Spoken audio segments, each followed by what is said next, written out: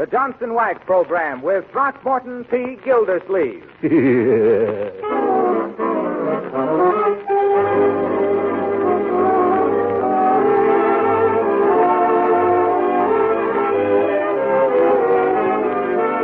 makers of Johnson's Car New and the whole family of Johnson Protective Surface Products present for your enjoyment The Great Gildersleeve, written by Len Levinson. Your new summer radio show brought to you each Tuesday night at this time.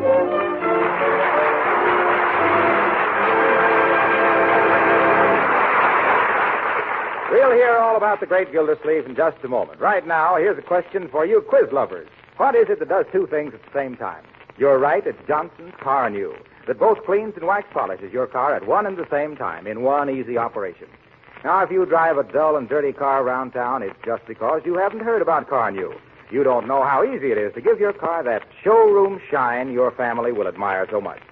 My suggestion to you for today is just this.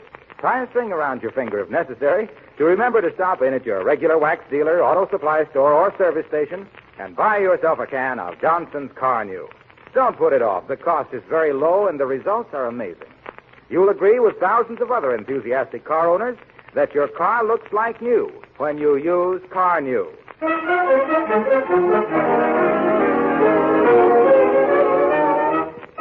And now for the adventures of the Great Gildersleeve.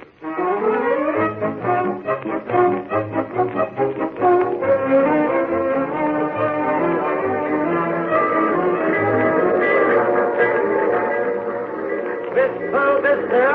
Coming into Wistful Vista. Oh, conductor, excuse me for interrupting, but what town is this? Wistful Vista, lady. Oh.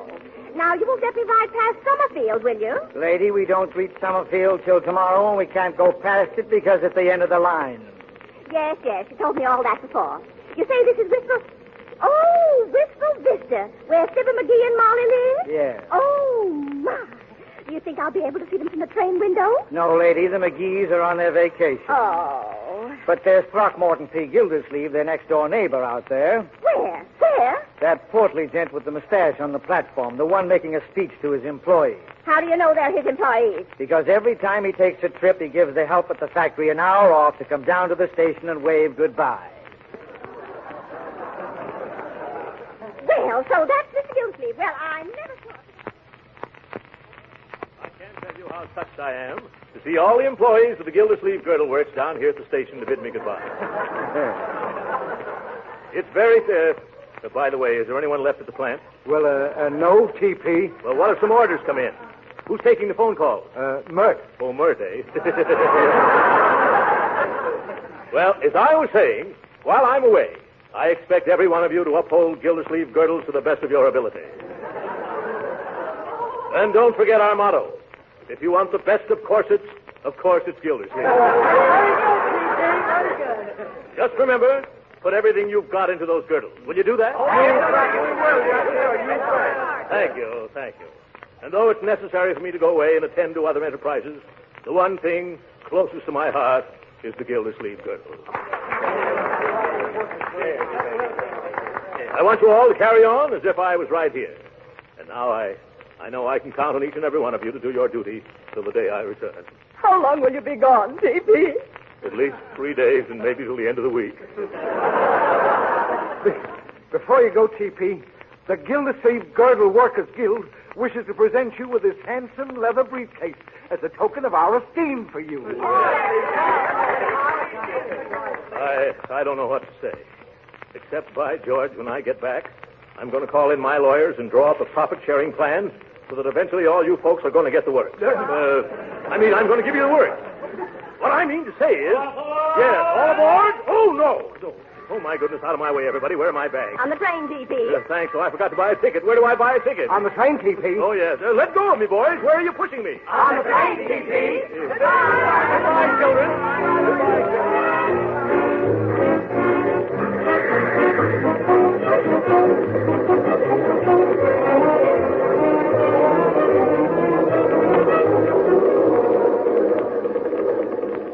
Here's your ticket, Mr. Gildersleeve. Sorry I haven't any berths left. Couldn't you squeeze me in somewhere? I'll try, though it'll probably be a tight squeeze.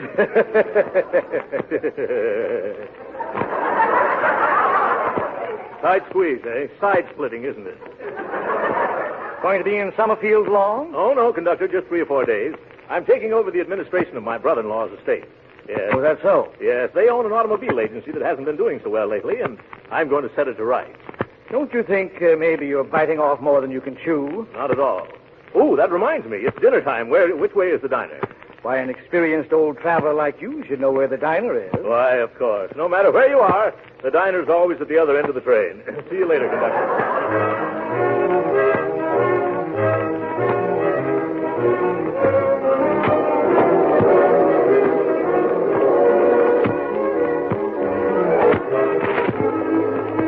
Pretty crowded in here.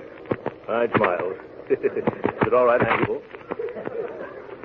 I said if this gentleman doesn't mind reading his paper on his own side of the table. Excuse me, sir. Do you mind? Yes, I do. I'm particular whom I eat with. You are, eh? Well, I'm not. I'm hungry. Waiter, bring me a steak.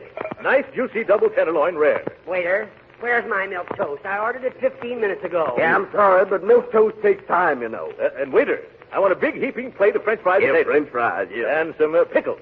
And a cup of strong coffee with lots of cream. Yeah, coffee Boston. I'll get it right away. And bring me my milk toast made with gluten bread, remember? Gluten bread. Oh, that reminds me. Some hot biscuits and a lot of butter and a little pot of jam. Gluten bread toasted and a cup of hot water. Yeah. And then apple pie a la mode, waiter. Yeah, pie a la mode. Yeah, with cheese. Yeah, with cheese. I can't stand this. Listening to you is giving me heartburn.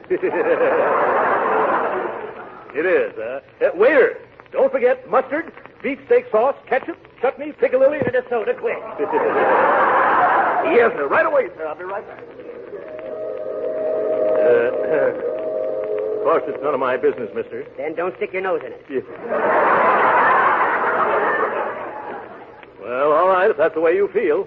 I was just going to tell you you're getting your paper in the butter plate. Don't make any difference. I don't use butter. You don't, eh? I guess it's because butter wouldn't melt in your mouth. Yeah. But what I was going to say was... Never mind. Okay, I won't say it then. But that butter from your paper's all over your sleeve now. I don't care. What? Oh, of all the messes. Water won't take it out. It only spreads the grease. You see, what did I tell you? I'll thank you to mind your own business. Well, that's fine. Thanks for telling you on what side your sleeve is buttered. You leave my sleeve out of this. Well, leave your sleeve out of the butter, then. Furthermore, what's the idea of jumping down my throat? What do you expect addressing a perfect stranger? You're far from perfect, stranger. From now on, I'm going to make a career out of ignoring you. That suits me fine. Oh, that's my foot you stepped on, you big buffalo. Excuse me, I always put on the brakes when we go downhill. I ever heard of them. Ah, here comes my food. That's pretty snappy service, waiter. Yes, sir. Well, where's my milk toast? Yeah, I'm sorry, sir, but the chef, he's all out of glutton bread, sir. Yes. He wants to know would pumpernickel do just as well? No, pumpernickel wouldn't do just as well. What's the idea of keeping me waiting all this time while you serve this lump of lard the minute he sits down? Oh, no, look here, mister. I don't want to look here. I'm sick of the sight of you. The idea. An overstuffed ox like you. Guttling and gobbling and gorging yourself like an ostrich. I got a bad case of indigestion already just from looking at you. Why, you dyspeptic little dodo. Just because you're mean to your stomach and your stomach talks back to you, you bellyache. Excuse the expression. You can't stand the sight of a healthy man sitting down to a hearty meal. You're not suffering from indigestion. You're just green with Epicurean envy. I won't sit here. Yeah, mister. What? You bicarbonated soda. Oh, take it away. Take it away. I need something stronger than that now. I got the pills right here in my briefcase. Just a second there. What are you doing with my briefcase? Your briefcase? This is mine. It is not. My employees gave it to me just this afternoon. Here, give it to me. Take your fat paws off of my briefcase before I... Before you what, you dried up little crab apple? And now, wait a minute, gentlemen, please. Let go of my briefcase. I will not. It's mine. If you don't let go of this briefcase, I will... Oh, wait a minute. Did you see anything of my briefcase? I left it... Oh, there it is. Thank you so much, gentlemen.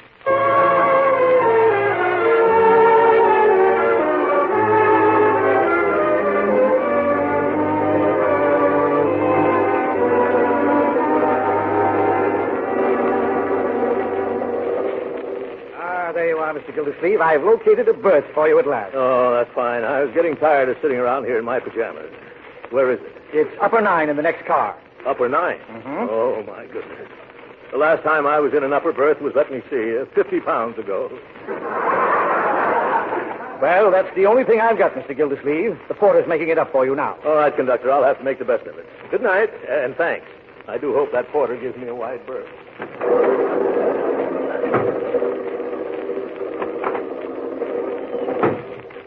Oop. It's so dark in here. Porter! Porter! Quiet! Oh, excuse me. Oh, Porter, Yes, sir. have you got upper 9 ready? Yes, sir. But I didn't anticipate no gentlemen with such ample proportions. Yes, well, I guess I better take a ladder. Yes, better take 2. They're small. Yes. All right, come on. Here we are right up there. Hey, that looks kind of high. You hold these ladders steady, Porter. Remember, if they tip, I won't. Yes, sir. Yes, sir. Now be careful, mister. Yeah. Train's coming to a sharp curve pretty soon. When? Then, hold on, mister, the ladder sliding. I can't hold on. I'm coming down. Look out below. Oh, what hit me? Oh, my back. Here, mister, let me help you up. I don't want to get up. I want to sleep. Not you, mister. The man in the upper. He's now in the lower. I'm all right. I think I can make it now. Get off of my poor stomach. What? Who is it? Oh, it's you. What are you doing sneaking into my berth? I'm not sneaking in. You there! I'm not sneaking. I'm trying to climb into bed. I'm your upstairs neighbor. Isn't that nice? I hope that swinging shelf snaps shut on you. Yeah? Well, if it's going to swing, I'll see that it swings your way. And if I land on you, brother, you'll spend the rest of the night sleeping in the road bed. Quiet. Let me go to sleep. Okay, Grandpop. Unpleasant dreams. All right, Porter, give me a leg up again, will you?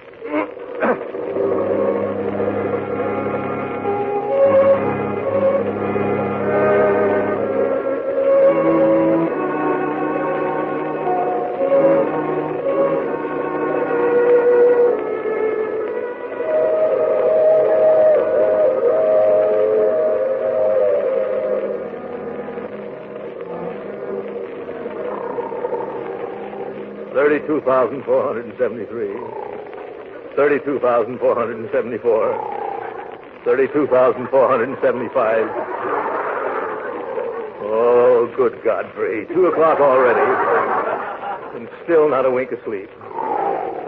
32,476.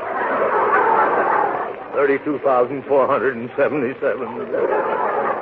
32,478.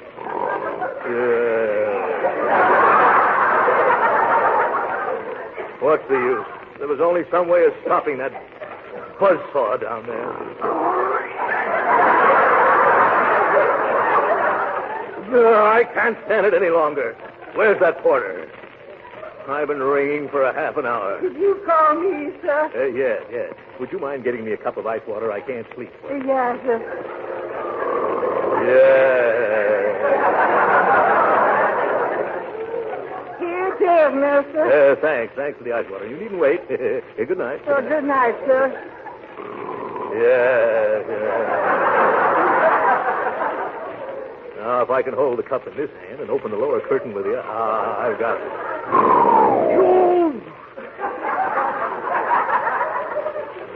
Steady now, Gildersleeve. Ready. Aim. Oh, what was that? Porter! Yeah, what is it, sir? Shut this window. It's raining right in on my face. Quiet! Can a man get any rest around here?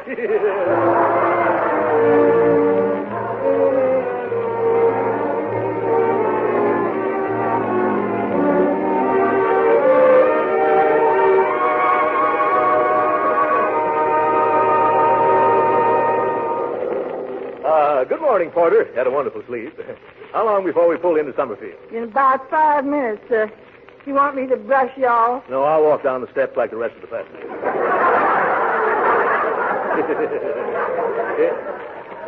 By the way, Porter, you've given me such good service. Here's an order for a Gildersleeve girdle for your wife. Oh, thank you, sir. I happen to be a spinster at the moment. Yes. But if it's all right with you, I'll put it in my hope chair. Yeah, that's perfectly all right, Porter. Well, hello there, Gildersleeve. Why, Harlow Wilcox. What are you doing on this train? Oh, starting on my vacation. You are, huh? Aren't you working this summer? Oh, no, I'm off till the fall. Well. The Johnson Wax people said car news sales are going so well, there's no reason for me to hang around. What do you mean? Well, for the past 39 weeks, I've told everybody all about Johnson's car news. I've described how easy it is to use and how effective it is in giving your buggy that new car finish. And as a result, folks don't need to be reminded all the time. They don't, huh? No, they'll remember to go to their dealers the minute they run out of car new, because they know that it not only cleans the finish of your car, but also protects it and makes it look like new. Isn't that so? Well, who am I to say no? So you see, I don't have a thing to worry about this summer. I'm just going to take it easy. Just as easy as it is to apply car new. By the way, where are you going, Throckmorton? Well, I'm going to visit my niece and nephew in Summerfield, Harlow. I haven't seen them for, 4 or 5 years. They've been away at school. Well, they must be pretty big now. Oh, yes. Evelyn's about 19 or 20, and Leroy is 12, I think. I ought to have a lot of fun with those kids. Yes, and vice versa, Throckmorton. Yes. Next stop, Summerfield. Summerfield. Hey, lady, wake up. Wake up. This is Summerfield.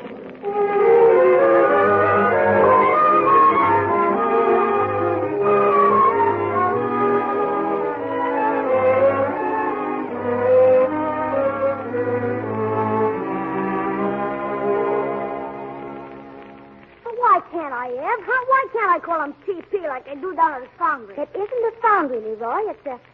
Oh, never mind. It's nothing that concerns little boys. I'm sure that Uncle Throckmorton will prefer to have you call him Uncle Throckmorton. So how about we make him an Uncle Throcky? How about that? I don't think that will be very respectful, Leroy. Then Uncle Gildy? That's even worse. What's the matter with Throckmorton? Oh, shucks. You can't go around calling a big, tough guy who runs a steel foundry Throckmorton. Why, it's positively derogatory. It's derogatory. Is that true? Leroy, who told you Uncle Throckmorton was in the steel business? Yeah, you thought you were so smart, always trying to hide Uncle's business from me. What's wrong with having a steel mill? A steel mill? Sure, I know all about it. I once got hold of one of his letterheads. The Gildersleeve Girder Company. Yeah, so there. Yes. Gildersleeve Girder Company. See, he should be here by now, shouldn't he, Ev? Oh, now don't you worry, Leroy. Just as soon as his train arrives, Mr. Wills will bring him here for breakfast. Yeah, I wanted to go down to the station, too. I know, but Ted has to discuss all the legal details with Uncle Throckmorton before we go to court. Say, you're getting pretty darn stuck on that Ted guy, aren't you? Why, Leroy Forrester, I am not. Ted Wills is merely our lawyer. He is not. Williamson, Williams, Willies, and Wills are our lawyers, and Ted's nothing but the tail end. Well, he's young yet. You just give him time. Ah, there you go. Oh, say, how's if I should call him Uncle Morton? Call who? Oh, Uncle Throckmorton. Well, I don't think he'd object to that. Wait, I can do better than that. How's this? Uncle Mort. Who's that? Uncle Mort. I'll answer it. Well, I'll bet this is little Leroy. Leroy, this is your uncle. Hi, Uncle Mort. Yeah, hi, who? You, Uncle Mort. You don't mind if I call you Uncle Mort, do you, Uncle Mort? Not at all. Go right ahead. Uncle Mort, eh? I like that. And this is Evelyn, Mr. Gildersleeve. Evelyn, eh? Come here, my dear. My, how you've grown.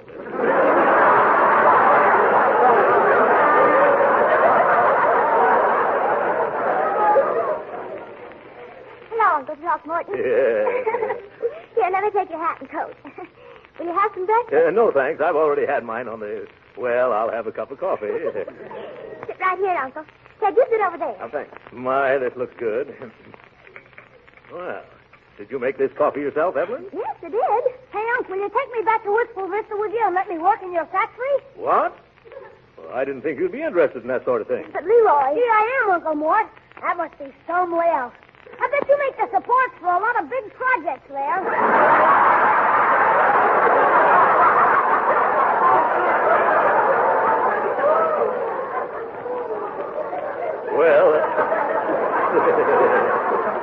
We don't turn out anything much in the way of supporters. We sort of confine ourselves to foundations. Yeah, I'd like to go along sometime when you install some of those foundations. I don't handle this. What do you think I am? Please excuse Leroy, Uncle Mort. You see, he's been like that ever since he found out you owned the Gildersleeve Girder Company. What? The Gildersleeve? Oh, yeah. Yes, I see it all. It's a bright boy, yeah. Gee, Uncle, you don't know how swell it is for me to meet a real He-Man and a real He-Man business. Yeah, it is? Sure. All I hear around this house is dresses and hats and hairdos and women's stuff. Oh. But it's going to be different with you around. Is it? Well, isn't it? Oh, yes, of course. Say, do you ever have to slug it out with any of them tough steel workers of yours? No, I never do. You don't, huh? Oh, well, of course. There have been times when I've had to put more snap into their work. Yeah, and once I was so angry, Leroy, that I picked up a badly made foundation and bounced it right off the foreman's head. You did? Yeah. Oh, boy, wait till I tell the kids at school about that. Now, Leroy, you let your uncle eat his breakfast. Have some toast, Uncle Mort? No, thanks. Speaking of toast reminds me of gluten toast. Yeah. And boy, does that remind me. That reminds me of an amusing incident on the train last night. You'll enjoy this, Leroy. When I went into the diner, the only unoccupied chair was at a table with a sour little crab who had his newspaper spread out. Heard that little rat yell when the ice water hit him in the face. Well, if you've finished now, Mr. Gildersleeve, it's time to leave for court. Yes, I'm through, Ted. It was a fine breakfast, Evelyn. You're going to make some lucky man a wonderful cook. Hey, Ted. Oh, Uncle Mort. Hey, come on, kid. Let's trot over to the courthouse. This won't take long. Once the judge sees who he's dealing with, I'll be appointed administrator faster than you can say habeas corpus.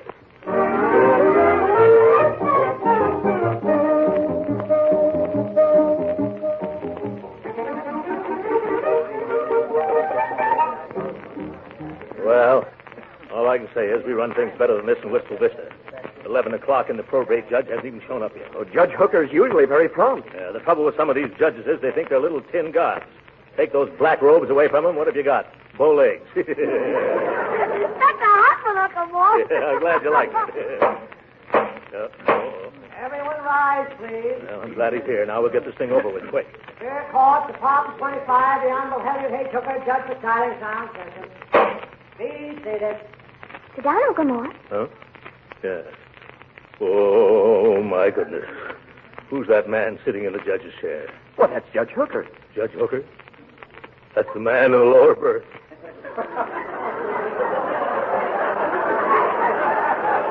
Alias?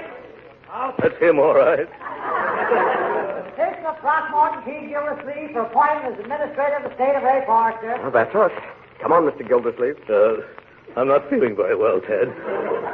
Couldn't we postpone this over to another judge? Oh, come on, Uncle Mort. Remember what you said. This guy'll be a pushover. Pushover, yeah. Now, come on. Step up. Don't dawdle. I haven't got all day. Make a snappy folks. The judge is pretty short-tempered this morning. He didn't get any sleep last night. Oh, good Godfrey. Your Honor, with your permission, I'll put Mr. Gildersleeve on the stand and examine his qualifications for this position. Go ahead, Mr. Wills. Swear in the witness there. You solemnly swear to tell the truth, the whole truth, nothing but the truth, help you? I do. Well, do you or don't you? Speak up. I do. That voice is very familiar. Oh. Turn around, Mr.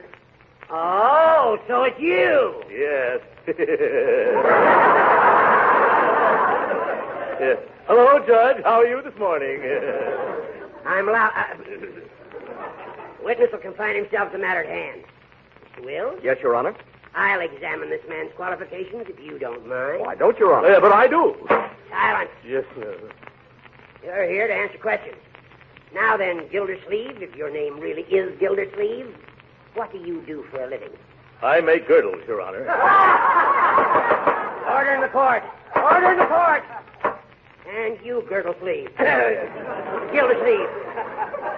One more attempt at cheap humor, I'll judge you in contempt. But it's true, Your Honor. I'm president of the Gildersleeve Girdle Company. Oh, Uncle Mort, tell him the truth. Yeah. He doesn't make girdles, Judge. What does he do? Steel foundations. I bet he would, too.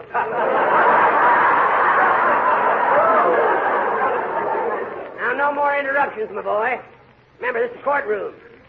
You realize who I am, of course. Sure, you're a bow-legged little tin guy. What? Now, Leroy. But you just said so yourself, Uncle Mort. Oh, you did. Just a little joke, Your Honor. You know how I kid. No offense, I hope. It is an offense. Contempt of court. Just one more disrespectful remark, Mr. Gilder, whatever your name is, and I'll... Oh, don't do that, Judge. Uncle Mort will keep his opinions about you to himself. Won't you, Uncle Mort? Yes, I know better now. I'll be careful, Your Honor. See as you do. I hope that by now you realize the gravity of the situation, Mr. Gildersleeve, I certainly do, Your Honor. I'm going to ask you a simple, straightforward question. I want a simple, straightforward answer. Go right ahead, Judge. All right, Mr. Gildersleeve. What business are you in? Well, do I have to answer that? You do, and remember, you're under oath. Well, that is, Leroy, would you mind going out in the hall and get me some ice water? 1 minute.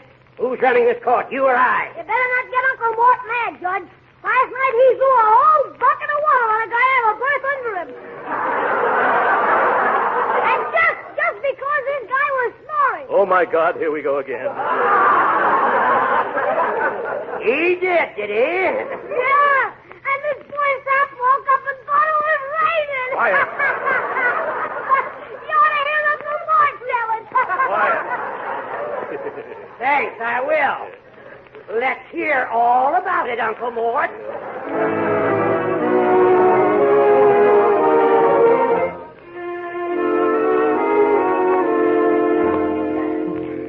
But, Judge Hooker, it's after 5 o'clock. Yeah. This poor man's been on the witness stand all day. All right. And One more question, and I'll hand down my decision. Mr. Gildersleeve, what makes you think you have executive ability? Well, I have a large staff of my own, and through years of experience, I know the proper relationship between employer and employee. You bet, Your Honor. And if they don't do what Uncle Mort says, he just bops them over the skull with a steel girder. Now, wait a minute, Leroy. But, Uncle Mort, I'm just repeating everything you said. Yes, and everything I've said is being used against me. I can't go on. Your Honor, Yes, Mr. Wills? our firm has checked and double-checked Mr. Gildersleeve's references. We're satisfied as to his qualifications. We therefore petition you to name him as the new administrator of the Forrester estate. Uh-huh. Mr. Wills, I have great respect for you and your associates. That is probably the only reason why I'm going to grant your petition. Hooray! However, in order to protect these children from their own misguided enthusiasm, I am going to require this Gildersleeve to report to me every single week. But, Your Honor... He must get an okay for every cent he spends. But, Judge... And I will require him to post a bond of $50,000 in cash. Now, see here, Hooker. I won't stand for this. I'll resign. Quiet. Gildersleeve, I never sent for you. You came here begging for this job. Now, just because I insist on it being administered with scrupulous honesty, you tried to back out of it. But it won't work. To quote from Brawby versus Union Buggy Corporation, Civil Code of Nebraska, you've made your bed and you can't lie out of it. But my business in Wistful Vista demands... You mean your girdle business? Heh. You will remain here and make this estate pay or go to jail for contempt. But I... Court's adjourned. I'll kill that old goat. Ted, we've got to do something about this. Do you realize that a $50,000 bond would not only take every cent of my ready cash, but also means the mortgage on my Gordon works? Gee, I'm sorry about how the whole... I'm sorry about how the whole thing went, Mr. Gildersleeve. He's got me awfully nervous. Maybe if we went into the judge's chambers, we could persuade him to lower the bond, Uncle Mort. Sure, just let me talk to him. Young man, you've talked enough for one day. How about it, Ted? Well, won't hurt to try. Come on. Yes. Come in. Excuse me, Judge Hooker. You remember me, don't you? I thought perhaps maybe we could possibly get that little cash bond reduced. I don't see why I should waste any Well, more I've time. been thinking, Your Honor, if you spoke to somebody who'd known me for a long time, they might convince you that I'm not such a bad fella. Oh, that would be fine, Uncle Mort. Who could the judge talk to? Well, the president of the Wistful Vista Chamber of Commerce, Evelyn. He's my next-door neighbor, too. A fellow named Fibber McGee. We can call him long distance.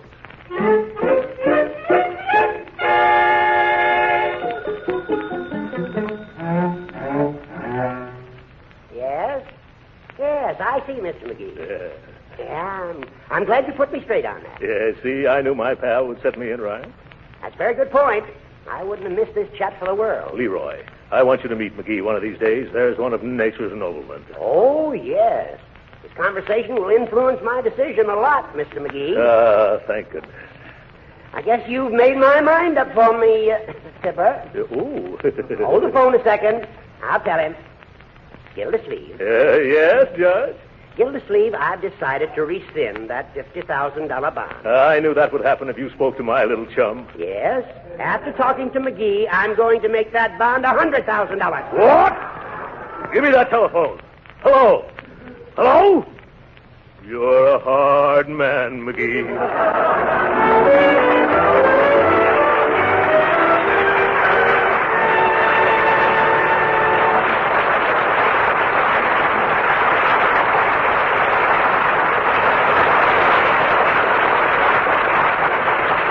The Great Gildersleeve will be back in just a moment. You know, one thing that's welcome any time is a new product or a new idea that will save work. That's just as true in the home as it is in industry. Look how successful Johnson's self-polishing glow coat is, because it has saved housewives millions of hours of work in taking care of their floors. And just as much of a work saver for you men is Johnson's sensational new auto polish, Car New. Car New does two jobs at once, both cleans and wax polishes your car in one easy operation. Formerly, to do these jobs cost real money or several hours of hard work. Now, with Johnson's Car New, many car owners tell us they do both jobs in an hour. Imagine cleaning and wax polishing your car in 1 hour. Oh, if your car is very dirty, it may take you a little more, but you'll still say Car New is a miracle worker. As a matter of fact, thousands of the country's leading service stations are now using Car New for polishing customers' cars. There's only one way to find out how easy Car New is to use, what a beautiful showroom shine it gives your car. Try it yourself. Get a can tomorrow from your regular wax dealer, auto supply store, or service station. Remember, your car looks like new when you use Car New.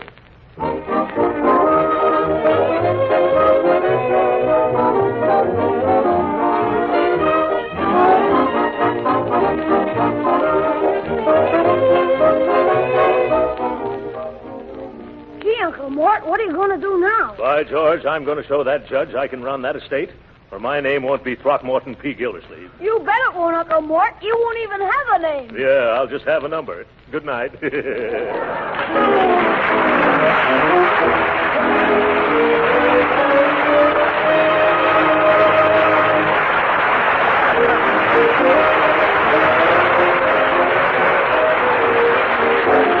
is Harlow Wilcox, speaking for the makers of Johnson's Wax Finishes for the home and for industry, inviting you to be with us next Tuesday night to hear the further adventures of the Great Gildersleeve. Good night. This is the National Broadcasting Company.